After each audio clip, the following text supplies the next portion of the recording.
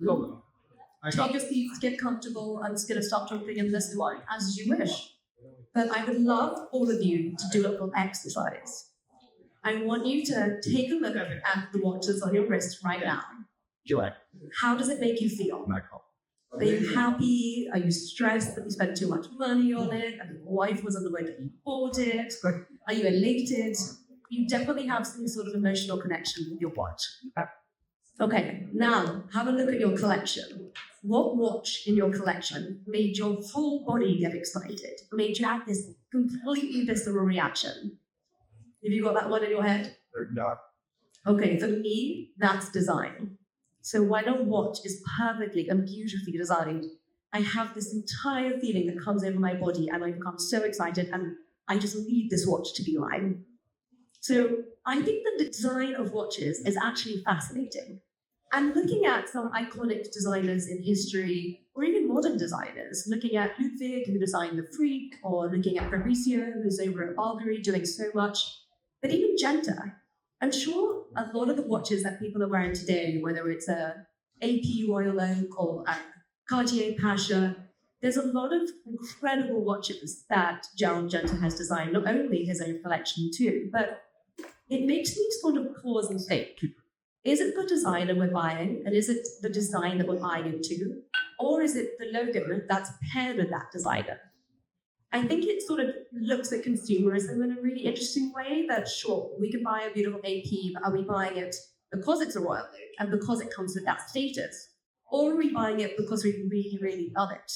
Because the same can be for the Nautilus. It's also designed by the same person. But a lot of people say, no, I'm not an AP person, royal oak, I'm definitely Nautilus. But ultimately, it's the same designer, which makes me think about the emotional connection. But design is so much more than the person who designed it. It's about the intricacy and all the intent that goes into the design of a watch, whether it's the materials selected, whether it's the complications on the dial, whether it's the hands. There's so many different elements, not to mention the 400 pieces that actually go into a watch in the first place. The amount of design and the amount of intention that goes into every one of these watches on our wrist is so incredible. And I think sometimes we're looking at this wonderful offering, all these sparkly objects, but taking a step back and thinking about how many thoughtfully designed parts go into each of these things is just beyond exciting for me. So let me tell you a little bit more about me. So I actually work in tech, in design, in UX design. In order for me to do a good job at my work, I have to think about the user experience. So when someone enters the product, when they're trying to design a flow, what does that look like on the end-to-end experience? And I apply the same thing to when I look at watches. So what am I going to do with this watch? Do I need to tell the time? Is there a complication there? How am I going to read the time? Is it going to be a beautiful black on black dial that's actually kind of impossible to read, but it looks good? Or what's the purpose of this thing just on my wrist? So the intention that goes behind it applies to not only my day job, but also into the intent that goes into the actual watch and why we're wearing it too. So some of you know me, a lot of you don't know me, and I'm going to go a little bit further back into sort of why I'm standing here talking to all of you today. So it was a quest that I went on for my 30th birthday to buy myself this watch. And it took me a year and a half to find this because I didn't know anything about watches beforehand. It was COVID, and I was like, well done, George, but you've been working really hard. Time to buy myself a treat. And I wanted to buy myself a gold Rolex. So I started on this quest of learning, of buying vintage books, of diving into Reddit forums, of meeting up with other watch people. It really turned into this endless quest that not only can I have a beautiful prize at the end of it, but I can actually never be an expert because the learning is infinite and the curiosity in this space is infinite in so many different ways, not just design, not just brands, but sort of the people that you get to meet in it too. And for me, that was such an exciting opportunity that I can pair both my curiosity with this infinite learning capability that I found truly exciting. And I think that's a lot of what brings us all here today.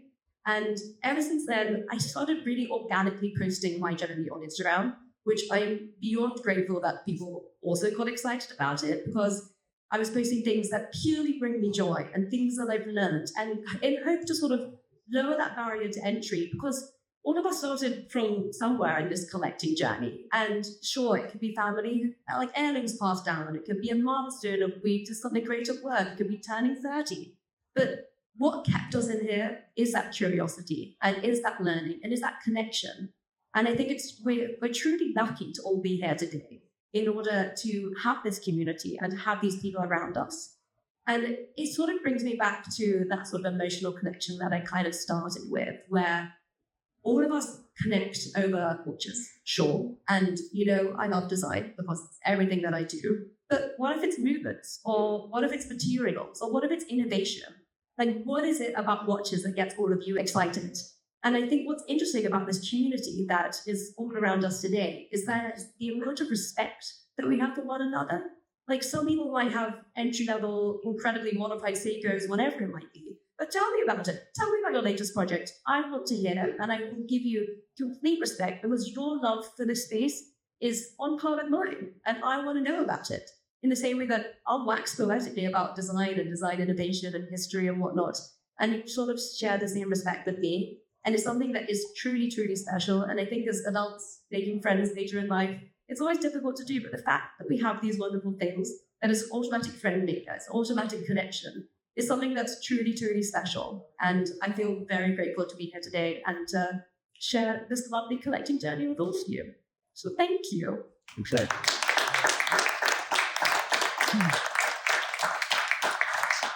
And I think we should have some questions. So please thrill me with whatever you'd like. I'm an open book. All right. How did you eventually find the watch? Okay, great question. Same question. Okay, so I wanted a gold Rolex, and I had no idea what one I wanted. So I started sort of researching what this looks like, and then I found the date. And then I found that it's a presidential date. And to me, this is so iconic in terms of design. It's so timeless. It's something that has been around way beyond my time. And what I was looking at, quite specifically in the nuances of design, was the minute track, the markers, the color of the dial. There's so many different variations that happen from a year-to-year basis, which kind of fascinated me. And then I was like, do I want to go for birth year? Is that something that's going to make it really special, or is that too basic? But then turns out 91 is like a killer watch. And I thought what was so epic about this too, it's a tantalum dial and it's got a tropical finish. So you can only really see it if you look up close. But that's what I kind of love about watches. It's like very much if you know, you know. Like I'll get sort of learn respect for wearing this and thank you. But at the same time, when you get to handle it and see it in person, everyone's like, whoa, this is even better. And I think that excitement and that joy and that curiosity when you get to share that with someone else makes it very special. So I found it because I mentioned to a friend that I wanted to treat myself to this watch. And they said, you should chat to my boss. She works in finance. She's like, you should chat to my boss. He's a watch guy. And I forever have reference to this lad. He likes to stay anonymous as my watch guy. He lives in the Bay Area. And he sent me so many links on Reddit, on Chrono, on a million different platforms, and be like, just start learning, start reading. And then he would send me these pieces at like 40K. And I was like, who do you think I am? This is wild.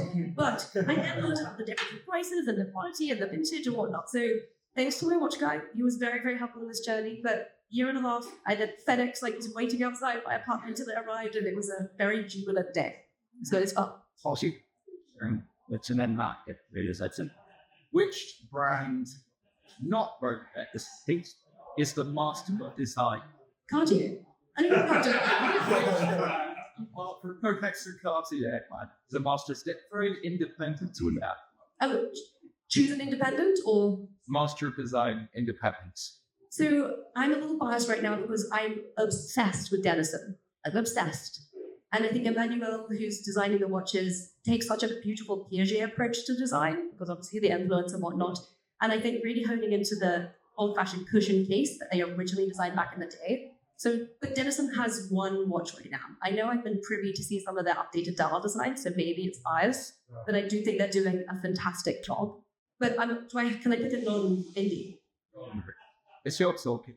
I think Piaget do a fantastic job too, because I think they pay an incredible homage to some of their vintage pieces. And I think a lot of brands aren't doing that particularly well, and I think they should be doing more of that, is that they have this 200-year lineage, and they have incredible designs in the archives, and they're like, no, we're just going to make something new. Why? Like, these vintage pieces are so fantastic. we have modern technology. Let's see some more of these vintage pieces reincarnated and sort of reimagined today. So I'm hoping, I've seen some sneak peeks from some brands that are coming out later this year that I can't, and the other, I trust it completely. But there are some brands coming up with some fun things. But I do think Piaget do an amazing job in and modern as historic pieces. But So you mentioned you're a UX UI designer. What are your thoughts on watches that have a lot of combination, but they're not easily settable? You make the 3 different pushers and, turn the crown in 6 different directions, double press. Like, what's your thoughts? I think it's really frustrating and silly. It's cool. I don't want to be too weird, but beautifully designed, so the dial might be stunning. And I think they think about that when they're actually designing the watch. So the layout of the dial, sort of where the pushes will be, are very well thought out, but the functionality doesn't work. Like, who's this layman trying to do a pin pusher, scratching their case on the side? It's so frustrating. And I do think a lot of brands, more modern brands, are doing a fantastic job at innovating the way to set these high complication watches. So I think there is this wonderful movement to be able to do that, but I do think there's a ton of frustration. And I think the frustration leads to people not using their complications. Like, I think I saw someone the other day who has a wonderful product, and I was like, have you ever timed anything with this? Like cooking eggs, nothing. And he's like, I don't really know how it works. So I think making them more simple is ultimately the goal. And I do see brands moving in that direction. But yeah, as a UI UX designer, it's like, why? What is a waste of time? It frustrates me. What? Yeah. I think Rolex does a great job of making full-size cases fit smaller wrists, and I'm wondering if you can describe in a couple of sentences what would they tell the other brands about how to decide for small wrists. It's a very good question. I think I might put a cherry on the top and then work back, is that as a female watch collector, we don't need to have diamonds and anything. I know I have diamonds on my markers right now, but don't just put diamonds on it and say it's for ladies. I think we need to consider smaller wrists. So I think the way that you posed the question is wonderful. So thank you for doing it in a way. But I want to see more innovation on smaller watches. I think there was such a trend to moving to these incredible 43 millimeter case sizes, which are fantastic. And honestly, if I'm in like an offshore, I feel like a baller. So I kind of love it. But at the same time, watches used to be 34, 36. That was what watches were 60, 50 years ago. That was the main sizes that we would see for men's watches. So if brands can go back to what was possible then and make more of those now, I would be very excited to see that. Yeah. Okay. Any other questions? Please. In 20 years from now, what are the current designs you think will be icons? Okay, so modern watches now. Yes. What is still going to stand the test of time in 20 years? Yes. I think, well, this might be a backwards answer, but the Banois on bangle, I think obviously it's been in Cartier's collection for a very long time, but the way that it's on bangle is such a special piece. I also think the Moses Dreamliner is an incredible watch, and it comes in so many variations, but I think that's going to be on par with the Nautilus, with the Royal in 20 years' time. I think it's still relatively small, but I think growing in massive popularity because Moses is doing so much, and it's so fun to get part of it. So I think in 20 years, that's going to be a killer one as well. Chris, who's the most unappreciated watch designer? Designer or brand? That Carole, who designed it in Boston, she designed the concept for the Freak at UM, and she is now at TAG doing a lot of innovation. So I'm excited to see Forrester. I think her last name is Carole Forrester, right? She is underrated. No one talks about her. Everyone talks about the Ludwig, who put the actual design of the Freak together, and he's a genius. I don't want to listen to his work at all, but I'm really excited to see what she's going to do at TAG. Any others? You, Please. what many watches do you have this year? I have 40. What's your daily wear? What's your favorite? What's one that you would trade all the others for, and what's the one you like? So I don't come from a family of watch collectors, but I have one family watch, which was my grandmother's, and it's a Bucherer, a tiny little like diamond-shaped dial integrated bracelet that I would give away every other watch so I could keep that one. It's just so special. I wore it yesterday. I think some people got to see it. It's just, it's such a special piece, and the reaction people like get when they see it too is just so nice. So that's my keeper for sure. What was your other question? Sorry. What do you wear every night? Oh, I change multiple times a day. I'm often wearing two. I think my go-to is my Cartier Centaurs vintage. That's something that can go with anything. I can wear it in London without being mugged. It's a definite go-to.